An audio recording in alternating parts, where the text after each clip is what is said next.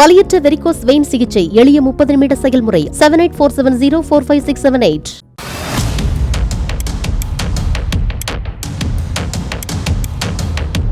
நில அபகரிப்பு மாஃபியாக்களுடன் தொடர்பு, சுரங்க முறைகேடு என அடுக்கடுக்காக புகாரில் சிக்கிய ஜார்க்கண்ட் முதலமைச்சர் ஹேமந்த் சோரன் மீது சட்டவிரோத பணப்பரிமாற்ற தடை சட்டத்தின் கீழ் அமலாக்கத்துறையும் வழக்கு பதிவு செய்தது. இந்த வழக்கில் ஏற்கனவே முக்கிய IAS அதிகாரி உட்பட 14 பேர் கைது செய்யப்பட்ட நிலையில் அடுத்ததாக அமலாக்கத்துறையின் கவனம் ஹேமந்த் சோரன் பக்கம் திரும்பியது. கடந்த 20ஆம் தேதி சம்மன் அனுப்பி ஹேமந்த் சோரனிடம் அமலாக்கத்துறை விசாரணை நடத்தியது. தொடர்ந்து திங்கட்கிழமை ஹேமந்த் சோரனின் டெல்லி இல்லத்தில் நடைபெற்ற சோதனையில் 2 BMW கார்களும் கணக்கில் வராத 36 லட்சம் ரூபாய் ரொக்க பணமும் பறிமுதல் செய்யப்பட்டன.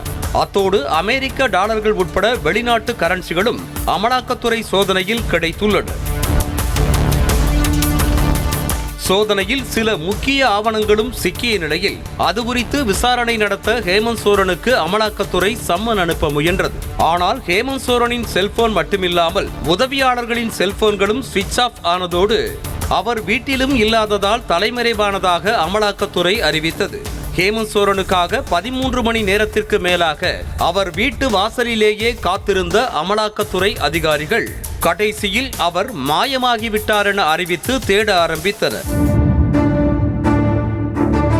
முதலமைச்சராக இருக்கும் ஒருவரை விசாரணை அமைப்பு தேடுவது இதுவே முதல் முறை என்ற நிலையில் அமலாக்கத்துறையின் வழக்கிற்கு பயந்து மாநிலத்தின் முதலமைச்சரே தலைமறைவு ஆகினார் என்ற தகவல் தீயாய் பரவிய நிலையில் ஜார்க்கண்ட் மாநிலம் முழுவதும் பரபரப்பு தொற்றிக் கொண்டது.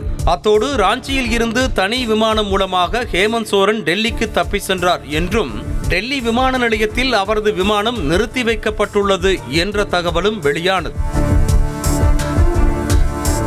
இதற்கிடையே ஹேமந்த் சோரன் வீட்டை சுற்றிலும் 144 தடை உத்தரவு பிறப்பிக்கப்பட்டது. கட்சியினர் யாரும் கூடி அசம்பாவிதம் நிகழ்ந்துவிடக் கூடாது என்பதற்காக 7000த்திற்கும் மேற்பட்ட போலீசார் குவிக்கப்பட்டு கண்காணிப்பும் பலப்படுத்தப்பட்டது. இது ஒருபுறம் இருக்க, சட்டவிரோத பணப்பரிமாற்ற வழக்கில் ஹேமந்த் சோரனுக்கு எதிராக வலுவான ஆவணங்கள் கிடைத்துள்ளது என அமலாக்கத்துறை கூறி வருகிறது. மேலும் சட்டவிரோத குவாரிகளுக்கும் ஹேமந்த் சோரனுக்கும் தொடர்பு இருப்பதாகவும் அமலாக்கத்துறை தெரிவித்துள்ளது. மேலும் சட்டவிரோதமாக வாங்கிய பினாமி சொத்துக்களுக்கும் முதலமைச்சர் ஹேமந்த் சோரனுக்கும் தொடர்பு இருப்பதற்கான ஆதாரங்களும் அமலாக்கத்துறை கையில் சிக்கி இருப்பதாக கூறப்படுகிறது. ஆகையால் எந்நேரமும் ஹேமந்த் சோரன் கைது செய்யப்படலாம் என தகவல் வெளியாக இருக்கிறது. ஹேமந்த் சோரனை கண்டுபிடிக்க டெல்லி, ராஞ்சி விமான நிலையங்களும் உஷார்படுத்தப்பட்டன. இப்படி பரபரப்பான சூழலில்தான் 24 மணி நேரத்திற்கு மேலாக தலைமறைவாக இருந்ததாக கூறப்பட்ட ஹேமந்த் சோரன் அமலாக்கத்துறை தன்னை தேடுவது தெரிந்து டெல்லியில் இருந்து காரில் சாலை மார்க்கமாகவே ராஞ்சிக்கு வந்து சேர்ந்த கையோடு ஜார்க்கண்ட் முக்தி மோர்ச்சா கட்சி MLAக்கள் கூட்டணி கட்சி MLAக்களை சந்தித்து பேசினர். சட்டவிரோத பணப்பரிமாற்ற வழக்கில் ஹேமந்த் சோரன் அமலாக்கத்துறையால் கைது செய்யப்படும் பட்சத்தில் அடுத்த முதலமைச்சராக யாரை நியமிப்பது என்பது குறித்து ஆலோசனை மேற்கொண்டதாக கூறப்படுகிறது. இந்த சந்திப்பின் போது ஹேமந்த் சோரனின் மனைவி கல்பனா சோரனும் இருந்த நிலையில் அடுத்த முதலமைச்சராக அவர்தான் வருவார் என்ற தகவலும் வெளியாகி வருகிறது. அத்தோடு ராஞ்சி வந்து சேர்ந்த ஹேமந்த் சோரன் அமலாக்கத்துறைக்கு மின்னஞ்சலை அனுப்பியிருக்கிறார். புதன்கிழமை மதியம் 1 மணிக்கு அமலாக்கத்துறையின் விசாரணைக்கு ஆஜராகும் ஹேமந்த் சோரன் கைது செய்யப்படுவாரா, வழக்கின் அடுத்த கட்ட நடவடிக்கை எப்படி இருக்கும் என்ற எதிர்பார்ப்பு எழுந்திருக்கிறது.